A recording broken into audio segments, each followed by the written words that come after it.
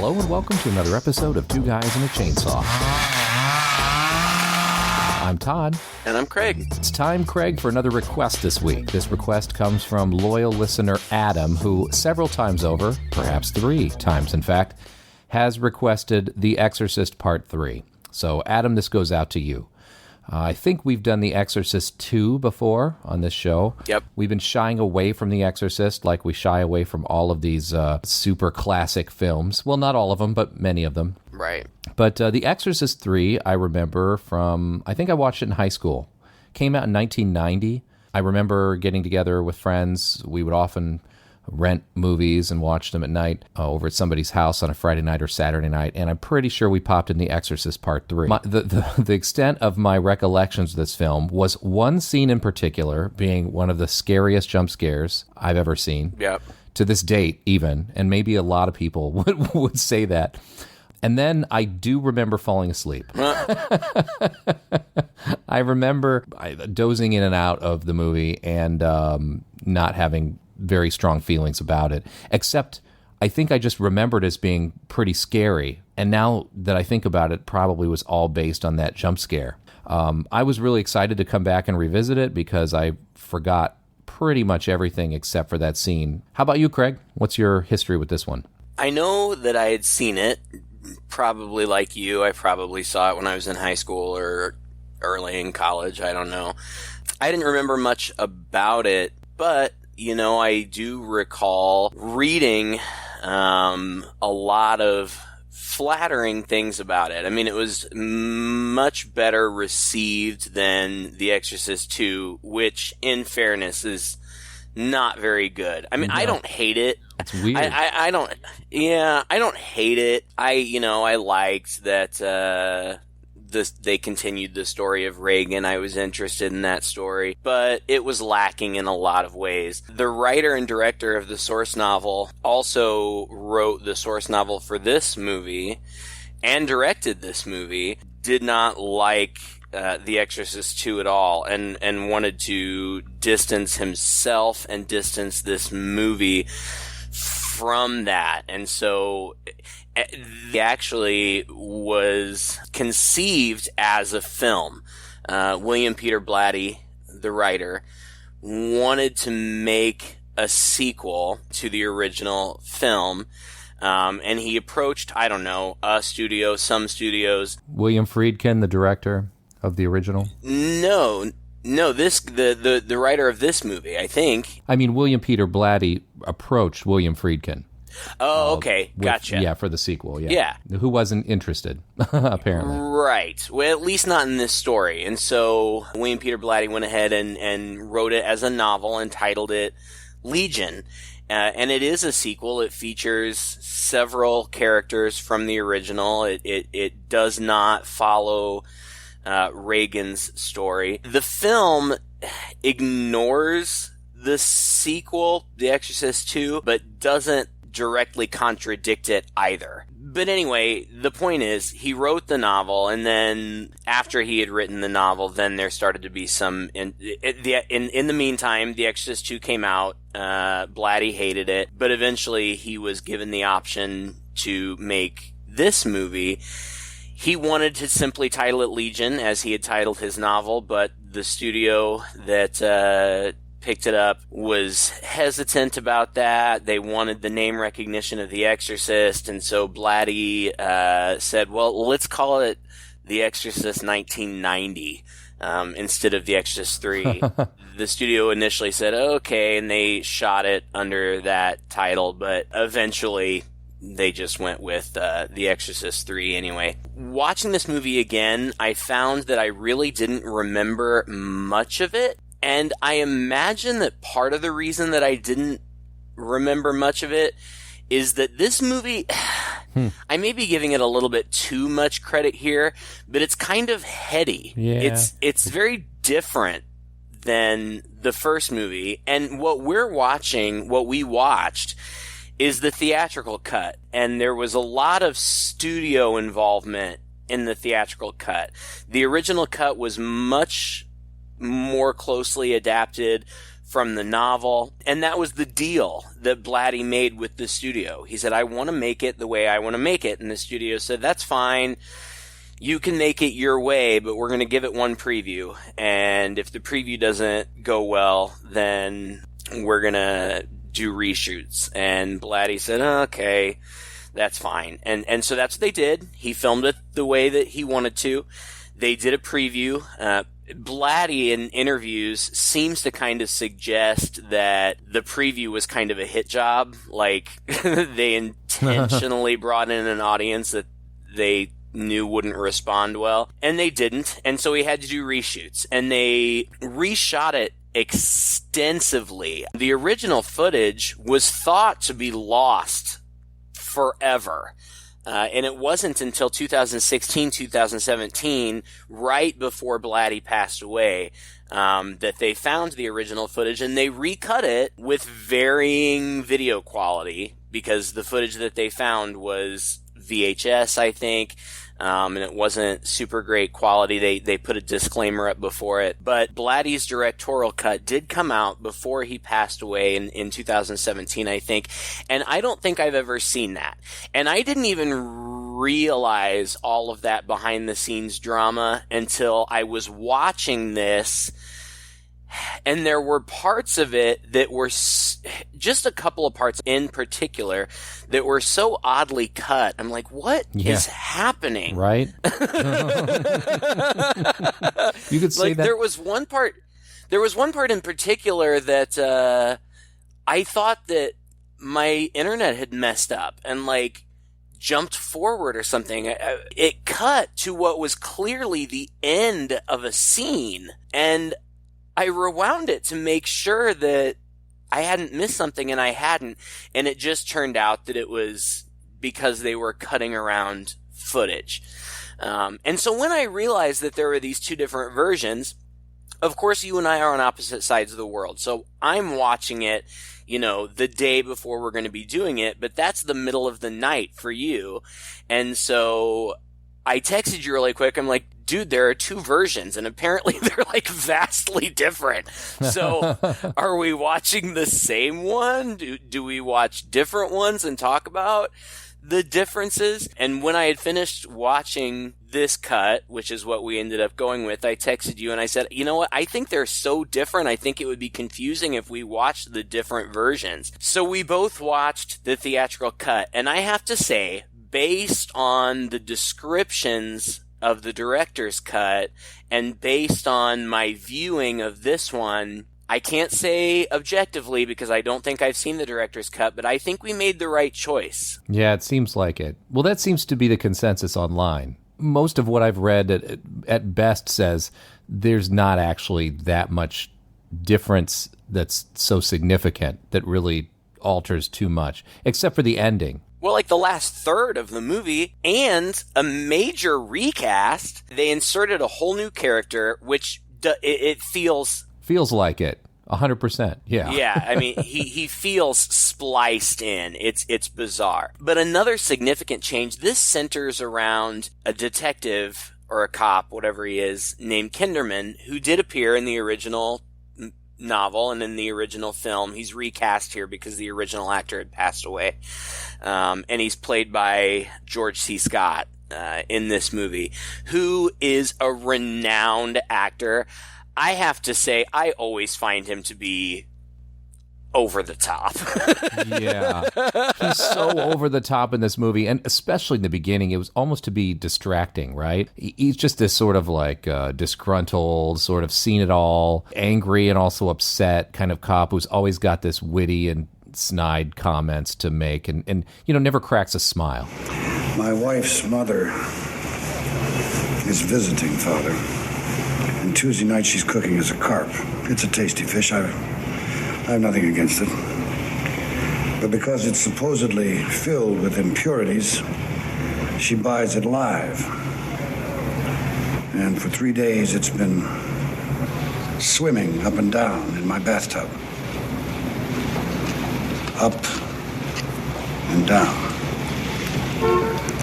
And I hate it. I can't stand the sight of it. Moving its gills. I you're standing very close to me, Father. Have you noticed? Yes. I haven't had a bath for 3 days. I can't go home until the carp is asleep. Because if I see it swimming, I'll kill it. Well, not only that, but he goes from 0 to 60 in like like he just flips out. It's true. Somebody says the wrong word and suddenly he's screaming and holding his head, right? It's like, what? It's distracting, actually. It is distracting, but I mean, to his credit, I mean, he's a reputable actor. He's done a lot of, big things and gotten a lot of acclaim. So whatever, we'll excuse that. The other thing is, though, he is investigating these murders that appear to follow the patterns of this serial killer who was supposedly killed years before, but now all of a sudden these murders have come up and they have the same MO as the serial killer, the Gemini killer. And eventually he stumbles upon this patient in a mental ward of a hospital, the disturbed ward of a hospital, who claims to be the Gemini killer. And that character is played by, help me out here, I can't think of... Brad Dourif. Brad Dourif, who is probably most famous at this point for voicing Chucky. Yeah. And I love the Chucky movies, and I love Brad Dourif in those movies. But this movie reminded me that Brad Dourif is an exceptional actor. Yes. Like he is amazing. He's amazing in this movie. It's incredible. So good. And, you don't think, when you think of the Chucky movies, you don't think of them for their outstanding acting performances. They're fun, whatever. But, I was reminded that my first exposure to Brad Dourif was in One Flew Over the Cuckoo's Nest. He played Billy Bibbit, and he was amazing and devastating in that movie too. And his talent is just on full display here. And in the original shoot, he played this character throughout. It was just him. When they did the reshoots, the studio wanted somebody from an original cast member. So they got the other guy that you said. What was his name?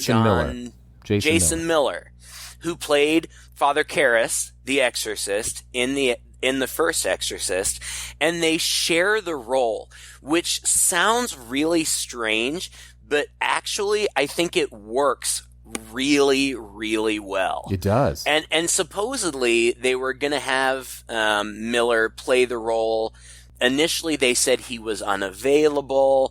Later, in an interview, Brad Dourif said that the truth of the matter was that he was an alcoholic, and because of his alcoholism, he couldn't memorize some of the lengthy monologues that the Gemini killer / Karras has to deliver. So when they did the reshoots, they brought in Miller, and he filmed some of the scenes with shorter dialogue, and it just bounces back and forth between the two of them. And that sounds so odd, but it worked for me. It really did. It did, although it did raise some questions. I'm still not exactly sure how to parse all that out as to what was sort of reality and what was not, because there's another scene that was inserted after the director's cut that I thought casts a little bit of a doubt on what's going on there. I don't know. I guess we can talk about it, right?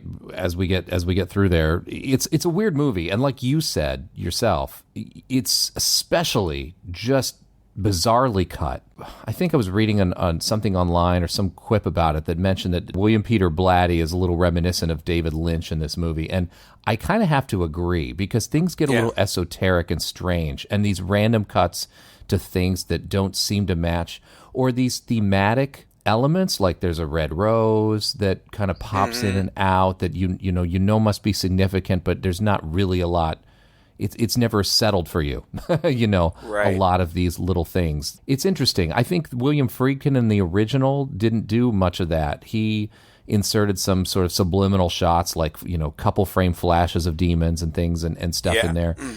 So this movie, I actually felt like this movie was much closer in tone, to be honest, to the sequel, to The Exorcist II, than it was to the first one. And the first reason I say that is that it doesn't appear to be a very straightforward plot. The very first Exorcist has a very straightforward, pretty linear plot with a sort of a subplot involving the Father Karras character, but it's more of a thematic plot than anything else, just his brooding and kind of what's going on inside of him. Right. The second movie, it goes in bizarre territory, right? It's like about psychic stuff, and then we kind of go to Africa, and like people are like flying through the air, and they're dream sequences, and then they kind of pop out of dream sequences, and suddenly they're in reality again, but you're not even sure like if what you just saw was real. It's bizarre, and it also gets comical, and also it's just not very scary. There's not a lot of horror happening in The Exorcist Part 2, and as I recall, there's not even an exorcism happening in The Exorcist Part 2. Yeah. And that was part of the issue with the first cut of this movie, which was based on his novel Legion. And William Peter Blatty was very insistent that, he didn't really want this to be a horror movie. Right. He wanted it to be based on the novel, which, as the movie plays out, in general, it's kind of like a police procedural. Yeah. In a way. With some supernatural elements to it, but nothing overtly horror. And the bits that were added to it, one of the main things was an actual exorcism at the end, because apparently the secretary of one of the producers or somebody involved in the movie was like, look, you're calling it The Exorcist 3 and there's no exorcism in there. And so they made him go back and alter the ending of the film to add that extra character. It's basically another priest that's just very loosely and quickly referenced earlier in the film. We see a couple shots of him looking pensive and disturbed. Right. And then you never see him again until the very end, when he's kind of mysteriously and unexplainably shows up. It's weird. To perform an exorcism. And then the exorcism, it's just so different in tone from the rest of the movie. It's this special effects extravaganza. It's almost like something out of Nightmare on Elm Street, and it's crazy. And it apparently costs like $4 million alone. Yes, I know. And it's insane. And Blatty's, said, look, he's like, I kind of went in there thinking, all right, I'm going to put lipstick on this pig. If they want me to do this extra bit, I'm going to make it look awesome. And it's okay. I mean, it's perfectly fine. It's an awesome kind of scene in another movie. But in this movie, it just kind of comes out of left field. Although, to be fair, you're assaulted with a lot of out of left field things in this movie anyway. Just the tone of this is different. This movie, it's a freaking fever dream. Like, there were parts of it when I was like, did I accidentally take some acid before I watched this? Like, it's so weird. Well, there are some scenes that are so bizarre. There's one scene in particular in which Kinderman, George C. Scott, I guess it's a dream, but he like ends up in like purgatory, what looks like maybe a cathedral, but it's set up like as like a triage ward, and like there's all these angels like in full angel getup with the huge wings and stuff, like ministering to people, but then like there's little people there, and Fabio is there. Fabio!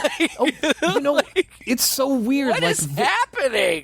There's so many distracting cameos in this film. There are cameos in this movie that are just like a 2-second shot of a guy, and you're just like, holy shit, that was Larry King. Sitting at a table ordering something. Again, the same thing in that Fabio. It's like, Fabio, what is he doing in this? And it's just a shot of him, like, sitting there looking pretty, like Fabio, like he's posing for a cover of one of his romance novels or something. It's like, what? Fabio? What's happening?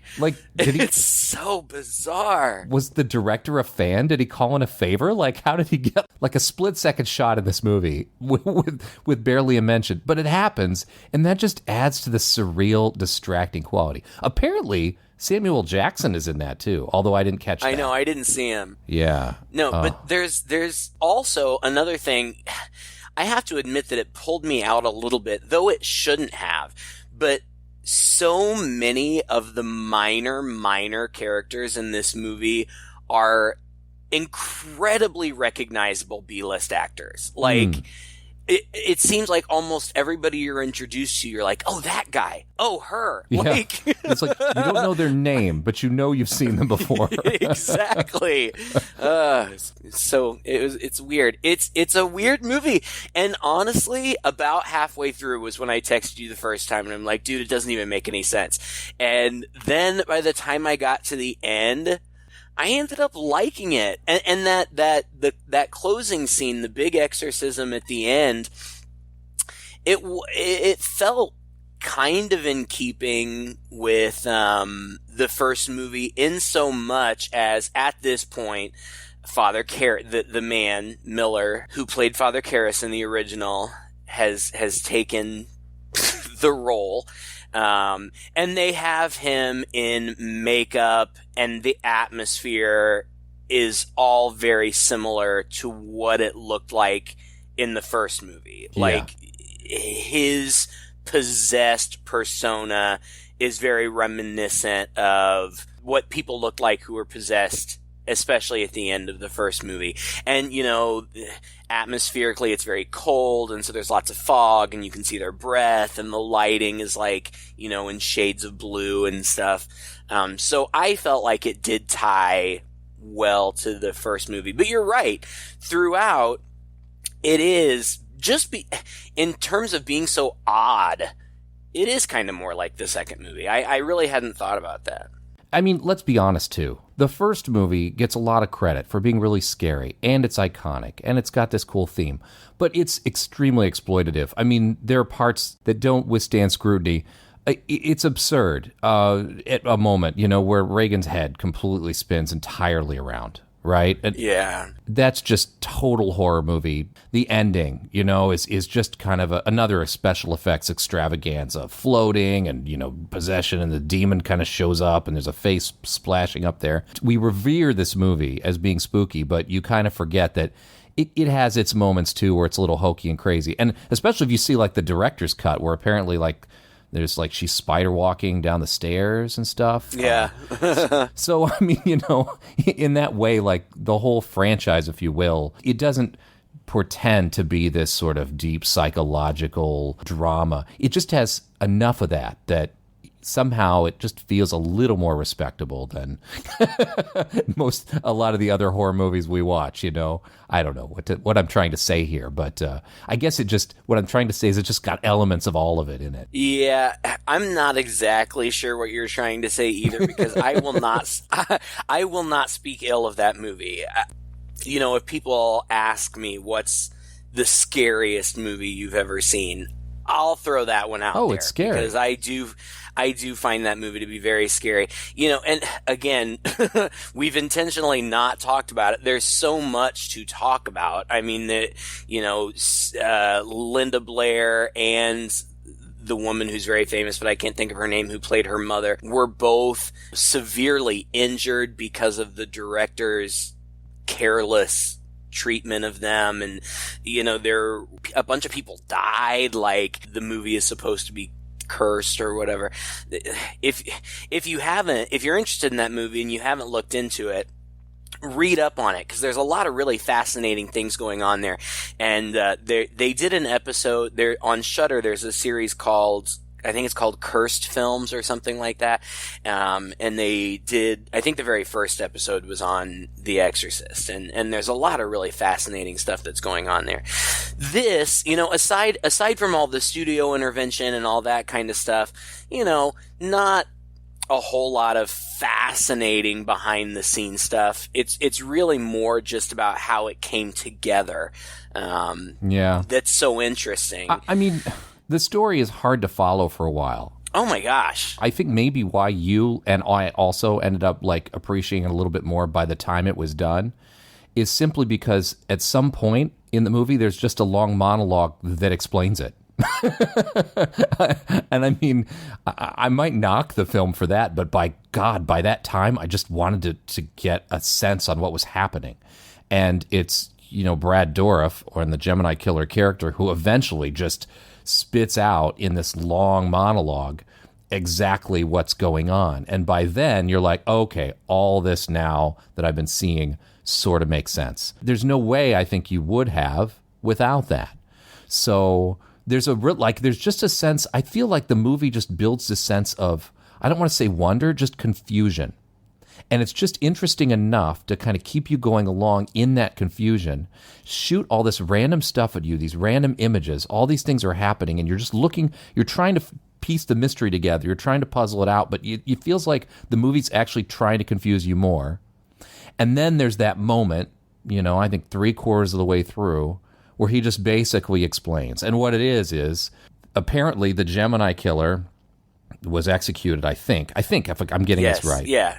Electric chair, yeah. 15 years ago, at the same time that, this exorcism with Reagan happened.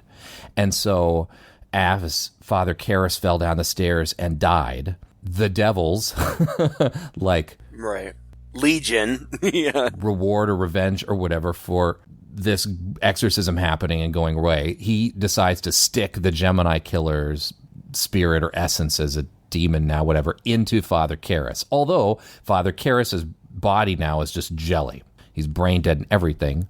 So it takes the next 15 years for this spirit to regenerate enough of his body that he can actually come to life and move about in the world. Because as he explains, spirits need a human host, right, in order to walk around through the movie. So he literally, Father Karras's body, we don't see this, we just hear about it, was resurrected and ended up in a psych ward. Right. Now, here's where it's weird, right? Okay, he says that, we need this human thing, so he spends all this time regenerating, ends up in a psych ward. I'm not sure we know exactly how he ends up there. I think it might have been explained. In any case, he says he's also a traveler. So now that I guess he's in a completely regenerated body, he's able to hop around. Yeah. Which kind of doesn't make sense anymore, right? But anyway, he's able to hop around, and he hops around to the older and more elderly people in the nearby psych wards so that these elderly people can go out and commit these crimes. Right. That's that. And it's pretty silly. Yeah. It's pretty silly. That's why I say it's kind of a lot like The Exorcist II.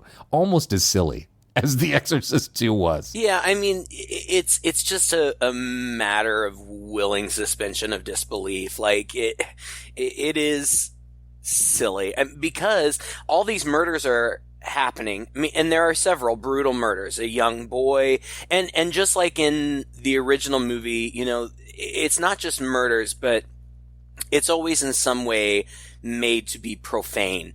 This young boy that Kinderman actually knows because he's part of the police squad boys club or something. He's murdered in the beginning, and his eyes are gouged out, and he's decapitated, and his head is replaced with the broken off statue head of Jesus, but it's painted up like a minstrel show, and he's crucified on oars.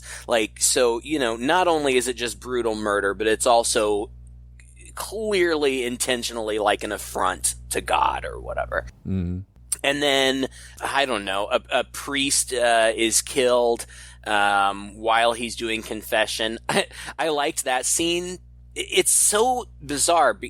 I didn't know, because this is before what you just explained was explained. This priest is doing confession, and it's this little old lady's voice. And then she starts saying these horrible, murderous things that she's done, and then her voice changes into this demonic voice. And then the first was that waitress near Candlestick Park. I cut her throat and watched her bleed.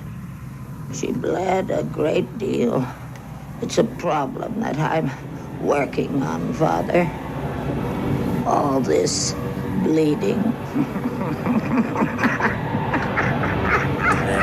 She kills him. Well, apparently, as you just explained, that makes sense, because he's using these convalescents as conduits. He's inhabiting their bodies or whatever. Well, what I want to know is, how are they getting out of the hospital?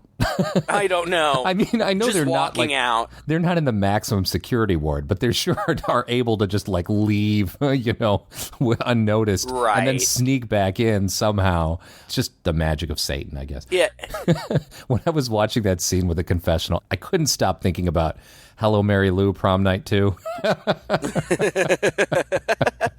Which must have come out around the same time and also had an entertaining confessional scene. Then Kinderman is friends with this other priest named Father Dyer, and Father Dyer is just kind of this affable guy. I think another reason that the movie is a little bit confusing for me, and I would assume for some other audience people, is that it is following the story of people who were involved in the first movie and the first scenario, but they were minor characters. Yeah. That, like, I don't remember. And they're played by different actors. Yeah. Right. So it's like, oh, you know these people. No, not really. Right. I don't remember how they were connected.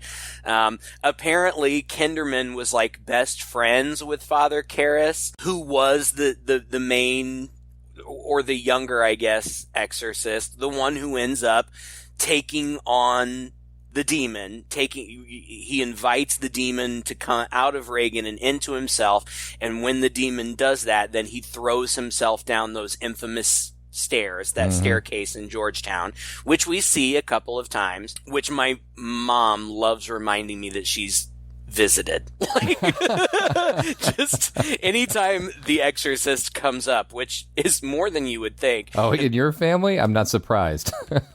I've been there. I've seen those stairs. Yes, Mom. I know. It's the only it's one of the few contributions, I think, to the horror movie discussion at the Craig's dinner table. It is. You know, the Higgins dinner table that she could make, I'm sure. Well, and my mom can't remember any movie she's ever seen. And we'll be talking about a movie, and my mom will be like, I haven't seen it. And my sister will be like, yes, Mom, you have. You watched it with us. No, I didn't. I haven't seen it. But so the whole movie, I mean, it's long. It's almost 2 hours. It's an hour 50, and it's long, and it's a lot. You know, like you said, it's much of a crime procedural. Basically, a lot of investigating, talking to different people, talking to the people at the hospital. I mean, the fact that he just stumbles upon this Gemini killer in the hospital is kind of silly and stupid too. But then there's also always stuff, and I don't remember this at all, and I was watching this with earbuds in, so I wonder how much I would have noticed had I not had the sound directly in my ears. But throughout the whole movie, there's tons of just like demon breathing and demon roaring and demon chanting that's just happening all around people, and like they act like they don't notice. Well, I watched it on a big screen, and I still noticed some of that. So I think it was, pretty heavy-handed in there. But like you said, still in the background. I think the movie, if I was to... There was a point, there's kind of a chase scene toward the end where, like, he rushes home because it's clear that, like, his family's in danger. And there's this kind of constant, almost tribal drum beating going on in the background. And it occurred to me, like, yeah, there's been a lot of this, like, droning, even just these just in the background, that the whole movie maybe subliminally at moments casts a bit of a spell on you, and that it adds a little bit of an extra tension to scenes that are ultimately don't pay off or don't really go anywhere or are just confusing. They're all tied together, by this sense that everything seems just a little off and ethereal. I don't know if it works 100%, but I think I can clearly see that, as far as from a sound design perspective, I feel like William Peter Blatty and his crew were kind of going for this. It sounded cool.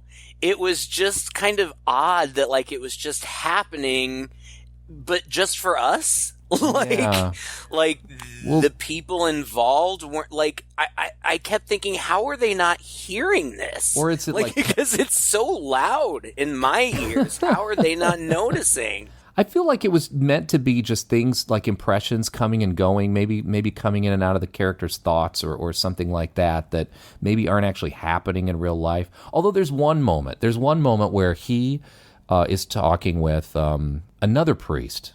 Oh, God. What was his name? Canavan or something? I don't know. Father Canavan. Yeah, that sounds right. Yeah, he's talking with him, and Father Canavan just seems like a bit like kind of aloof to everything, just maybe just a little bit drunk and weary and tired. Yeah. And he has this meeting with him in the office, and then the clock stops, and they look over, and Father Canavan almost couldn't care less. Right. Whereas he's just somewhat bemused by it. And then, like, the door kind of creaks open and things start flashing. Lights flash. And there's hearing sounds, and he gets up, and Father Kahneman is just sitting at his desk like whatever. And I'm going, what's going? They're not reacting like people should react in this sort of circumstance. Yeah. And so it made me wonder if Kinderman, like if Kinderman was the only one who was noticing, like not necessarily that it was in his mind, but that he was the only, like it was targeted at him, so he was the only one who was kind of experiencing it. But you're right, it is weird that the other character just sits in the background, like doesn't even say, why are you getting up and looking around? Like he just sits there. And Kinderman goes out into the hallway and looks down the hallway, and he doesn't even see it, but we see this statue that looks like it was probably originally, of some religious figure, but it looks like the Joker from Batman, and it's holding this giant knife, and like it's just such a bizarre image. Yeah. And nothing really comes of it. It's just strange imagery. Yeah, it comes us. and it goes. And what was that? Is that a real statue? Was it an enchanted statue? Is it just this weird thing in his mind? But he wasn't even there to see it. I mean, I didn't get that, right? But I feel like sometimes he's just throwing random stuff in here just to mess with our minds, just to put us on edge, And it is atmospheric. I mean, I do like the atmosphere that it creates. It's so strange. Yeah. It's really bizarre. The Gemini killer kills people, well, in really specific ways, which I thought was interesting. First of all, he injects them with a paralytic. How he has all of this medical knowledge, I have no idea. Or how this manages to happen in all these circumstances. And how he manages to get his hands on this powerful paralytic that he injects into people so that they are paralyzed but conscious while they are being tortured and dismembered, which is nightmarish, especially since you consider that the first person that we know who was killed was a 12-year-old boy. Like that's horrible. And like at one point Brad Dourif says that well, he decapitates them and then he gouges their eyes out, and then he always takes a finger, because he says he's a collector, he likes to keep some things, and he always carves the symbol of the Gemini into the other hand, the one that he didn't take the finger from. And then throughout the movie he does various other things. There's one character, there's a nurse, which is the jump scare that you were talking about. She gets killed, and they say that he completely disemboweled her and then stuffed her with rosaries. Again, where do you get enough rosaries to stuff a body full of them? But stuffed her full of rosaries and then sewed her back up. So his MO is very gruesome and cruel. And that, too, adds to the atmosphere. I appreciate that. But beyond that, all of that stuff is, most of it is stuff that we hear about. Yeah. Off screen. We don't really see a ton of violence. Come to think of it, I feel like we really don't see any violence at all. Yeah, actually, you're right. Except for the very end, that sequence we were talking about that was kind of shot at the end. Yeah, there's some gross... and that's why it's so out of place, really. I mean... that part of it, yeah. I mean, you can tell that he did what they wanted. They wanted some gore. They wanted it to be a horror movie. And like you said, Blatty, before he passed away, did interviews in which he said that he much preferred his ending, and that he felt like the new ending recharacterized the whole film and completely changed the tone. But he also said, it is what it is. And if they were going to do that, if they were going to make those changes, I'm glad that I got to do it. Yeah. So he wasn't like, it didn't seem like he was super bitter about it. It was just kind of, that's Hollywood. It's going to be done. They're going to change it. At least it's in my hands. And I liked the end. But what's scarier to me than even these descriptions of all these horrible things that the killer has done is Brad Dourif's performance. But finally, it worked. First, a bit of the old succinylcholine to permit one to work without annoying distractions. Then, a 3-foot catheter threaded directly into the inferior vena cava, or the superior vena cava. It's a matter of taste, I think, don't you? Then the tube moves through the vein under the crease of the arm into the vein that leads directly into the heart, and then you just hold up the legs and you squeeze the blood manually into the tube from the arms and the legs. There's a little shaking and pounding at the end for the dregs. It isn't perfect. There's a little blood left, I'm afraid.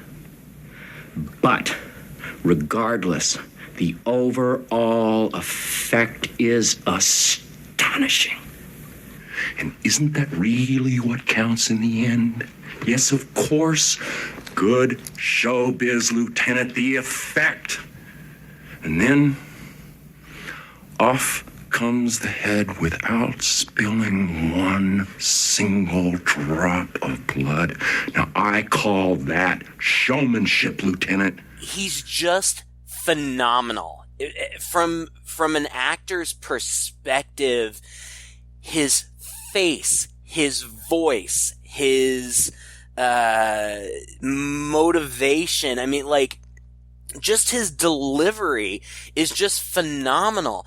And so much of what he does are these long, and when I say long, probably not more than a couple of minutes, but in a shot, in a movie, a couple of minutes is long.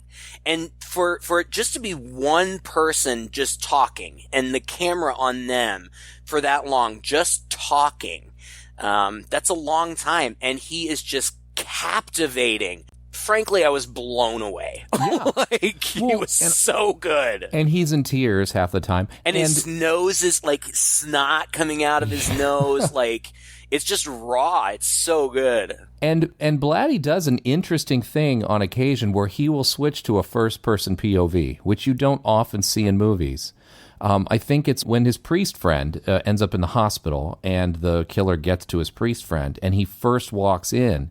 This whole sequence when he walks into the hospital is in first person. You just see people looking at you at the camera and he goes in and all that. And I thought, that is an interesting choice. Well, he does this again to kind of shake things up during these long monologues. So Brad Dourif isn't just like delivering these long, like you said, no-cut monologues towards the detective, but at some point the camera view will switch and he's delivering it straight to us, straight to the camera. It's really captivating. And again, very talented for him to be able to do that. It's not hiding behind a Chucky doll, that's for sure. Right. It's amazing. Right. And then there's this doctor at the hospital, which I almost thought for a while was like freaking comic relief. Yeah, he was weird. I didn't get it. Super chain smoking. He had a nudie picture, like a poster hung up in his office in the hospital. What? All kinds of weird stuff on the wall in the hospital. Weird relics and idols and stuff. Yeah, I had no idea what was going on. I don't know what that was supposed to be. Because of all those idols and things, I thought that maybe he was in on it with the Gemini guy or the demon. Well, he kind of was, right? Well, yes, but only because he was being coerced. Yeah. The demon or the Gemini killer, whatever and that's the other thing, like the Gemini killer is definitely in there and Karras is in there too, and when Karras kind of comes out, that's when we see the other actor who also does a good job, and it is nice to see a familiar face from the original movie. Yeah. He's not, I mean, he doesn't do a Do a whole whole lot lot. aside from sit there and be familiar.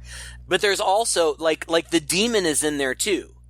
Or a demon is in there too and can also come out and talk. It's weird. It's weird, but you're right. I mean, like, it's kind of interesting. But then they flip. Okay, for real quick, I just wanted to say the actor who played the doctor, I found out later, is Scott Wilson, who played Herschel on The Walking Dead. Oh, I don't watch that. So Crazy. It doesn't mean anything to me. He doesn't look at all like him, but I just, I only know Herschel with the white hair and the beard and all that stuff. So that was kind of interesting.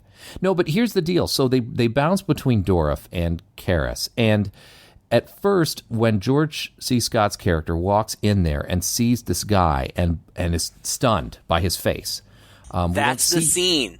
Yeah. No, that's the scene that I thought that there was something wrong. Because, like, he's talking to that doctor that you were talking about, and he wants to see. He had been drawn to to the Gemini killer's cell, but we didn't really see him. All we saw was somebody sitting in the dark in silhouette reciting Death Be Not Proud by John Donne, which was kind of weird. But then Kinderman wants to go back. So it's like he says he wants to go back, but then the very next thing you see is him coming back out of that cell, freaked out. Yeah. And you don't have any idea what happened in there or why he's freaked out. Mm-hmm. I mean, he explains it later. He says, that the man sitting in there is so-and-so Karras. When he then does go back in and we actually see him, it is Father Karras.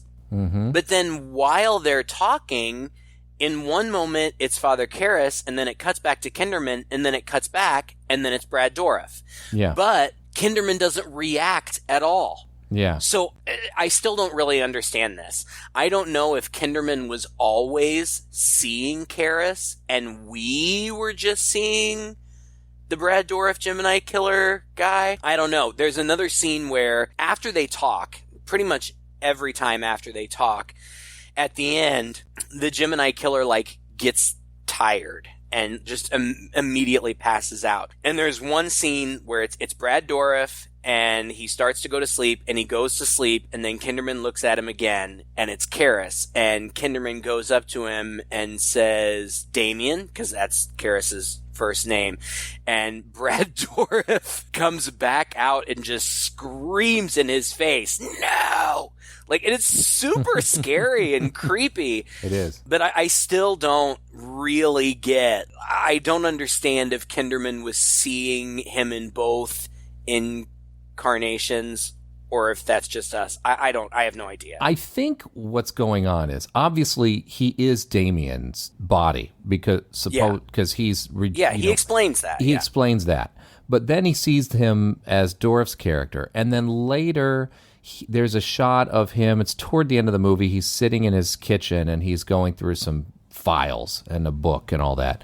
And he kisses his daughter goodnight, and he flips open one of the files, and it's the file on the Zodiac. The Gemini killer. Who was based on the Zodiac killer. Correct. So, anyway. Yeah. He flips open that file, and boom, there's Dourif's face. So you can see that the face of the Gemini killer who was, executed 15 years ago, that's him. So at first that was a little confusing to me. This may or may not have come before the big explanation. I think it came before the big explanation of Karras's regenerated body. So I was like, okay, wait a minute. Who is he seeing and why? Both of these people are dead. Right. It's not like he's flipping between. At that time I was thinking, so it can't be like he's flipping between the real one and the one he's got in his mind. He's literally flipping between the two people he has in his mind. He knows he's talking to the Gemini killer, so he's sometimes seeing him as the historical Gemini killer, but then he's also in the body of Father Karras, so sometimes he's seeing him as Father Karras. And I think, if I'm not mistaken, it's the times in which he's more or less speaking as Father Karras or referring to the Father Karras story that he sees him as Father Karras, and it's definitely at the moments when he's more Gemini killer that he sees him as Brad Dourif. Yeah. So Brad Dourif is the figure of his imagination. Sure. The actual Gemini killer. But yeah, it's so confusing. I mean, deliberately, obviously, to throw us off balance. But also there's, clearly a production reason for it. Well, it works for me because in the director's cut, I can't think of his name. Jason Miller, John Miller, whatever his name is. Yeah. The guy that played Karras. Mm-hmm. He wasn't in it at all. So it was always just Brad Dourif. Yeah. And had that been the case, then I think I would have been confused as to why Kinderman thought it was Karras. Yes, exactly. And then the whole explanation of, I took his body and regenerated it doesn't make any freaking sense. Right. So if anything, like this at least creates a reason for it, the newer version. Anyway, let's give, I guess we're kind of wrapping it up. There's just all this back and forth. And then eventually the Gemini killer gets really, really angry at him and says, "Oh, you have just opened up a seat at the dance," or something like that, right? Yeah, you just delivered an invitation to the dance or something.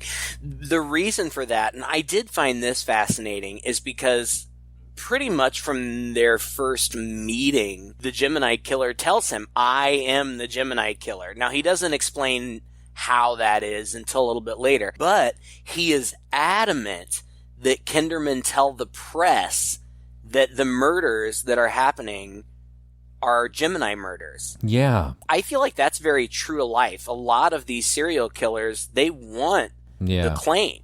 That's why so many of them leave clues or write into newspapers or leave notes for the police or whatever. They do it the same way every time. Right. They want the recognition. And he keeps saying, "Tell them." And eventually he says, "Tell them or you'll be sorry." And when Kinderman refuses or something else, he insults him in some way. He says, "You've just, issued an invitation to the dance." And Kinderman's like, "Well, what does that mean?" And he doesn't explain. But that's also where he talks about, Kinderman says, "How do you get out of here to do those things?"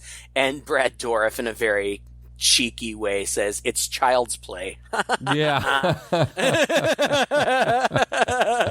And Child's Play came out the year before this, so they had to know what they were doing there. Oh, yeah. Well, cut to the little boy with freckles and red hair. And red hair, right? Exactly. So the Gemini killer warns them or something, and then Kinderman thinks for some reason that he's going to send somebody after that little boy, but they burst into the little boy's room, and it's just a nurse that they know that we've seen throughout. And so then he figures out somehow, I don't remember how. I don't know how. It didn't make sense to me. The killer is going after his daughter. There are so many bizarre things. So it's suggested, Kinderman, after the Gemini killer says, "Oh, I have friends who help me." And Kinderman goes out into the common room of this psych ward, and he's looking around at all of these patients, and it's almost as like he figures out and we're supposed to figure out that somehow he's utilizing them. Meanwhile, one of them is crawling around on the ceiling unnoticed. Yes. It's just so bizarre. But another one of them, a woman, kills a nurse, takes her clothes, and leaves the hospital and is in a car. And Kinderman is trying to call home, but his wife's on the phone, so he can't get through. And so he's racing home. Well, that nurse gets to his house before he does. But he gets to the house and the wife opens the door and everything seems fine. But then the wife's like, "What's this nurse all about?" And he's like, "Wait, what?" Yeah. And he goes in and it's this patient who's catatonic. And then I guess psychically, Brad Dourif says it's so easy to manipulate catatonics, or it's so easy to possess catatonics or something.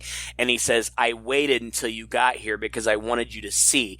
And the nurse picks up this giant medical shears, which we've seen before, and puts them around the daughter's neck, but the grandmother pulls her out of it a millisecond before they close. She's got cat-like reflexes, this woman. Yeah, she should be in the military. Right.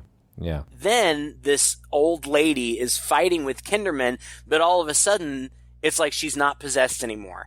And the reason she's not possessed is because this Father Morning, who we've just randomly seen a couple of times and we've been told has done an exorcism before, shows up in the Gemini killer's cell and starts doing an exorcism. So it's like the demon had to leave that lady's body to deal with Father Mourning. Yes.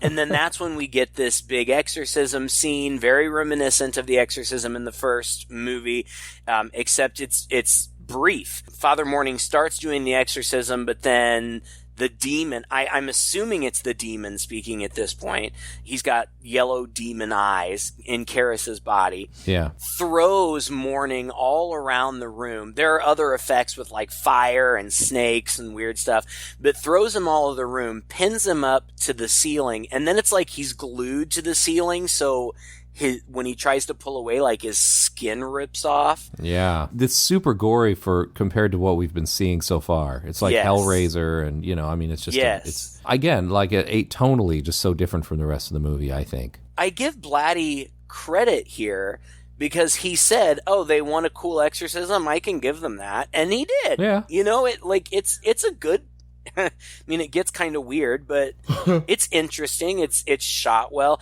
Well, then Kinderman shows up out of nowhere. Like, I guess he races back to the hospital, I guess. He's always racing to the hospital. I mean, he just always shows up there for one reason or another. And he gets back and he sees that Mourning is dead, and then he starts getting thrown around the room. Well, he pulls out his gun to try to shoot him. Right. This is originally... all he did was show up there, pull out his gun, and shoot Father Karras to basically... Yeah, it says, forgive me, or something like that. Yeah. And he does say that line, but instead of shooting him, he gets thrown all around. He gets thrown up against the wall. It looks like he's going to get killed. The demon asks him, have I helped your belief? Because Kinderman is a religious skeptic. Blah, who cares? But then he delivers this big monologue about, I believe in disease, and I believe in murder, and I believe in, I don't know, it's kind of cheesy. All the bad stuff, yeah, because I'm a hard-boiled cop, and I've seen all the bad stuff. Yeah, and I believe in you, I guess. But then Father Mourning, who we assumed was dead because we saw him crumpled on the floor, grabs his crucifix and holds it up to the demon and says, fight, Damien, fight it. And apparently... Father Karras is able to take control of his body momentarily, and he yells to Kinderman, shoot me now, do it now. And so he does. Like 3 times. And that is pretty much it. I mean, he's dead, and the very last scene we see is Kinderman and some other cop, I think, standing over the grave, which was in the original cut, but came much earlier in the movie, like they were exhuming the body, yeah. You're right, or something. And finding somebody else in there. But between those 2 shots is a shot of the sun. And I was like, oh, it's going to end on a shot of the sun. Because as I remember, that's how the first Exorcist movie opens. Right. Is this shot of a sun out in the desert. And but no, it goes to this. I think the director's cut actually did end on the sun. And I thought, that was like a nice little bookend to the series. Recognizable. Yeah, I forgot to mention that while Kinderman was pinned up to the wall, a hole to hell opened up in the floor. No, well, it opens up by 15 bolts of lightning striking it. It takes a while for for that to manifest. And these creepy, I mean, they're not demonic looking, but they're like all made up in white and their hair is white. And at first it's the young boy crucified, the boy from the beginning, but then it's Father Karras crucified, but I think it's all mind games from the demon or whatever. Yeah. And then the only other thing we didn't talk about, that jump scare, but I kind of was saving it for the end. There's one scene in the hospital where the camera is just positioned at the end of the hallway, shooting down the hallway. And there's a lot of business, not a lot of business, but there's a nurse at the nurse's station, and then there's a guard posted, and the nurse gets up to check on something, like she heard a weird noise, and it ends up being nothing, and she goes back to the station, and then she hears another weird noise, and as she gets up to go check on it, like the guard, like it's like the changing of the guard or something, and so the guard walks away, and so the nurse is on the left side of the screen investigating this weird noise, and then she opens the door, looks in, closes it, and she turns around to walk away, and this robed figure walks up behind her, and there's a scary sound cue. It's just this figure with those shears walking right behind her. Oh. And it comes out seemingly of nowhere, and it's very quick, and it's very spooky imagery. And I feel like it's an iconic scene. It is. It's brilliant. It's really good. And I think that part of what makes it so good is the stationary nature of the camera kind of from afar.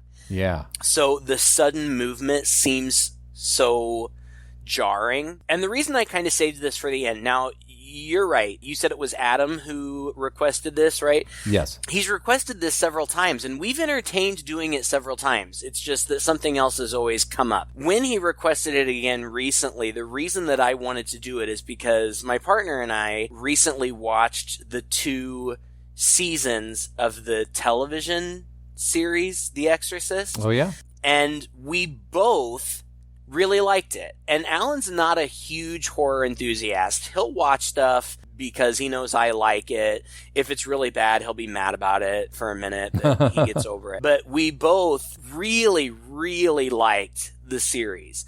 And if you are a fan of these movies, especially the first one, but any of them really, I really think that you would enjoy that series. It's streaming on Hulu. It acknowledges the events of the first movie. It doesn't specifically acknowledge the events of any of the subsequent movies. However, there are cool throwbacks to at least the first and third movie that I can remember. Imagery, stuff like that, throwbacks. And I don't want to say too much about it because there are great twists and things that you don't see coming. Oh. It's got really good people in it. Gina Davis is the lead in the first season, and it basically follows these 2 priests, much like it was 2 priests, Father Marin and Father Karras in the original. These are, younger, newer priests, but they're exorcists. We really, really liked it. And critically, it did really well. The critics were really kind to it. It just never found an audience. Huh. And so it only lasted 2 seasons, but both seasons are solid. I really encourage people to check that out. Yeah, I'm going to have to check that out myself, too. I'm kind of curious, especially with such a rousing review from you. Like I said before, I feel like the movie is, it's weird. I didn't find it super scary, except for just 1 or 2 moments.